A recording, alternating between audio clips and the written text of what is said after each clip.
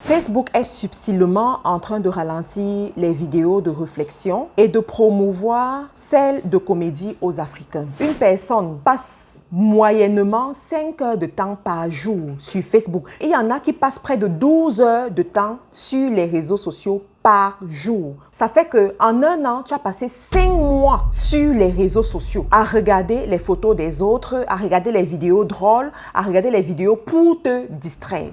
Certainement, vous êtes aussi tombé sur cette publication de mon grand frère Zach Mwekassa. C'est un aîné, c'est quelqu'un qui m'inspire beaucoup et je fais souvent très attention à ses prises de position. Et dernièrement, je suis tombée sur cette publication que je vais vous lire où il dit « Facebook est subtilement en train de ralentir les vidéos de réflexion et de promouvoir celles de comédie aux Africains ». C'est également une remarque que moi-même j'ai eu à faire parce que je me suis rendu compte que mes vidéos ne performaient plus comme elles performaient dans le passé. Et les vidéos de certaines personnes que je suis sur les réseaux qui donnent du contenu intéressant, qui donnent du contenu qui pousse à la réflexion, qui donnent du contenu qui nous éduque, ne performaient plus.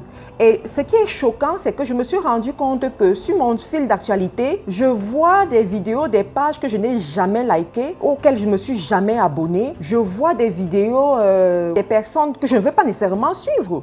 Mais Facebook me propose ces vidéos dans le Watch. Vous savez, Facebook a aujourd'hui ce qu'on appelle le Watch. Quand tu cliques sur une vidéo, directement, il te propose, après cette vidéo, d'autres vidéos pour te garder sur la plateforme, pour te garder en train de regarder ces vidéos. Alors, quand j'ai lu cette intervention de Zach Mwekassa, je me suis dit, waouh! Donc, d'autres personnes ont fait le constat.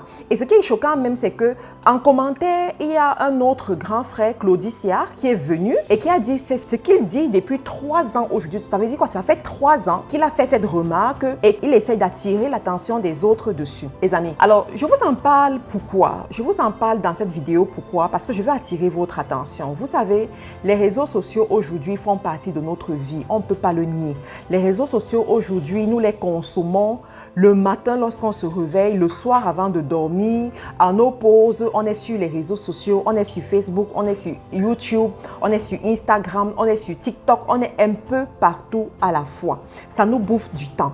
Il y a des études qui ont été faites et on s'est rendu compte qu'une personne passe moyennement 5 heures de temps par jour sur Facebook. Ça, c'est une personne normale. Mais il y en a qui passent près de 12 heures de temps sur les réseaux sociaux par jour. Vous vous rendez compte de ça? Ça fait qu'en un an, tu as passé 5 mois sur les réseaux sociaux à regarder les photos des autres, à regarder les vidéos drôles, à regarder les vidéos pour te distraire. Alors la question que je pose aujourd'hui, c'est est-ce que le peuple africain, les Africains ont besoin de la distraction aujourd'hui, au stade où nous nous trouvons? Je ne suis pas en train de nier le pouvoir positif des réseaux sociaux. Par exemple, quelqu'un comme moi, c'est grâce à Facebook que je fais des ventes, c'est grâce à Facebook que je réussis à toucher un certain nombre de personnes que je n'aurais jamais touché si ce réseau peut-être n'existait pas. D'accord? Fine, c'est bien. Cependant, je dois regarder aussi le revers de la médaille pour me rendre compte que c'est aussi un réseau qui est en train de nous détruire à petits coups. Et aujourd'hui, ils ont tellement travaillé leurs algorithmes de telle sorte qu'ils t'amènent à rester connecté et avoir faim du contenu, à vouloir le contenu, à vouloir être apprécié, à vouloir être regardé, à vouloir être suivi. Ils t'amènent à le faire. Il y a des personnes qui cherchent ça, cette visibilité, mais il y a une autre catégorie de personnes qui ne sont pas là pour rechercher la visibilité, mais qui sont là pour suivre les autres, pour suivre ce que d'autres personnes font et qui sont à l'affût de toutes les nouveautés et tous les nouveaux commérages de Facebook. J'ai vu plusieurs personnes de ma famille comme ça, qui ne sont pas connues sur les réseaux sociaux, mais au matin, lorsqu'ils se lèvent, ils sont sur les réseaux sociaux, ils regardent, ils sont au courant de tout ce que les influenceurs ont fait dans la journée, dans la nuit, à tout moment. Mais en fin de compte, tu regardes la vie de la personne, qu'est-ce que la personne a réalisé en un an? Rien. Qu'est-ce que la personne a réalisé en fin de journée? Rien. Tu as même des femmes qui brûlent leur nourriture lorsqu'elles font la cuisine parce qu'elles sont sur des réseaux sociaux. Et quand elles sortent de là, leur vie n'a pas changé pour autant. Elles sont intoxiquées par des mauvais conseils. On ne peut pas nier aujourd'hui que les algorithmes de Facebook sont en train de pousser beaucoup plus les choses qui abrutissent les Africains. Je vous assure que tous ceux qui font la comédie en Afrique, on les connaît tous. Même si tu ne les suis pas, même si tu ne les aimes pas, tu les connais. Pourquoi? Parce que Facebook met en avant leur contenu. Facebook met en avant les contenus pour te faire rire, pour te garder connecté, pour que tu ne réfléchisses pas. Mais quand ce sont des contenus où tu dois réfléchir, ils vont restreindre le contenu, ils vont amener moins de personnes à voir. Ce n'est que le buzz qui peut vraiment faire que ça explose. Et surtout, le buzz négatif. Le buzz où on est en train de critiquer quelqu'un, le buzz où on est en train de montrer la nudité d'une personne, le buzz où on est en train de dire du n'importe quoi, c'est là où ils vont te mettre ça en avant. Mais aujourd'hui, en tant qu'Africains, nous avons un continent à bâtir. Nous avons des inventions à faire. Nous avons des révolutions à apporter. Comment est-ce que nous allons apporter ces révolutions lorsque tout le temps, nous nourrissons notre subconscient des déviances. Nous nourrissons notre subconscient de la comédie. C'est sûr qu'il faut se distraire, c'est sûr. Mais est-ce qu'il faut se distraire 12 heures par jour? Est-ce que c'est normal? Est-ce qu'il faut se distraire 5 mois sur une année? Quand est-ce que nous allons produire? Quand est-ce que nous allons faire des choses? Et ce qui est choquant en plus, excusez-moi de le dire, c'est que nos producteurs, c'est-à-dire que nos producteurs de contenu de comédie, pour la plupart, leur page se voit restreinte à cause du fait que Facebook va dire qu'ils ont enfreint les règles de sa communauté et du coup, ils ne sont plus rémunérés. C'est fou. Ils ne sont plus rémunérés. Dernièrement, nous avons eu le cas de ce comédien camerounais, Cabrel, voilà.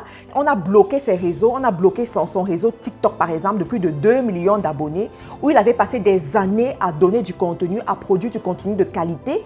Il faisait partie des premiers Camerounais TikTokers et du jour au lendemain, TikTok a fermé son compte. Je ne peux pas compter les autres qui aujourd'hui alimentent les pages Facebook chaque jour et leur page est restreinte et ils ne peuvent pas être monétisés. Donc vous voyez que aujourd'hui leur politique c'est quoi? C'est de vous amener à faire des choses et après de dire de façon arbitraire que voilà, vous avez restreint les règles de la communauté, vous allez restreindre leurs propres règles et du coup ils ne vont pas vous rémunérer et vous vous retrouvez en train de travailler pour rien, pour servir leurs intérêts machiavéliques. Les amis, c'est grave. C'est grave. Je veux juste attirer votre attention. Faites très attention du temps que vous mettez sur les réseaux sociaux. Aujourd'hui, sur Facebook, j'ai mis une application qui me permet de contrôler le temps que je passe sur mon réseau.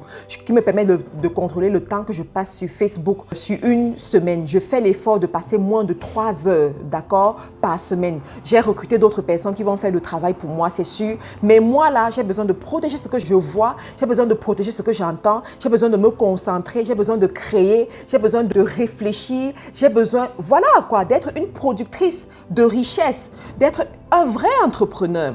Donc, je veux juste attirer votre attention sur ce qui est en train de se passer. Les réseaux sociaux, c'est bien pour ceux qui veulent aller loin, ceux qui veulent créer de la richesse, mais c'est très dangereux quand vous ne savez pas exactement ce que vous êtes en train de faire. C'est très dangereux quand vous êtes à bas âge. Chez moi, là, les enfants ne vont pas sur les réseaux sociaux.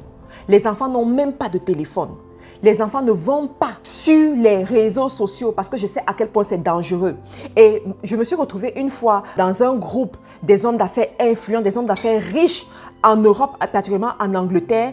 Et ce qui était choquant, c'est que ces personnes m'ont dit que leurs enfants, jusqu'à 13 ans, n'ont pas droit aux réseaux sociaux. Je me suis dit, waouh! C'est vous qui êtes actionnaire dans ces entreprises. Vous êtes les amis de ces gens. Mais pourquoi est-ce que vos enfants ne vont pas? Vous comprenez que les riches là, ils créent des réseaux, ils créent des applications, ils créent des produits que leurs propres enfants ne consomment pas. Mais ils donnent ça à la populace pour abrutir la populace et faire en sorte que les pauvres restent pauvres et les riches restent riches. Donc, soyons sages, soyons intelligents. L'Afrique n'a pas encore le luxe de passer 5 mois à se distraire. Dieu merci, nous avons aujourd'hui certains Africains qui essayent de venir faire le contrepoids avec des réseaux sociaux qu'ils sont en train de créer. Donnons-leur de la force, allons sur ces réseaux sociaux, mais eux aussi de leur côté, ils doivent être professionnels, ils doivent être excellents pour qu'on puisse rester effectivement sur ces réseaux sociaux. Merci les amis d'avoir pris la peine d'écouter cette vidéo jusqu'à la fin. On se retrouve dans une autre vidéo. À très bientôt. Bye bye.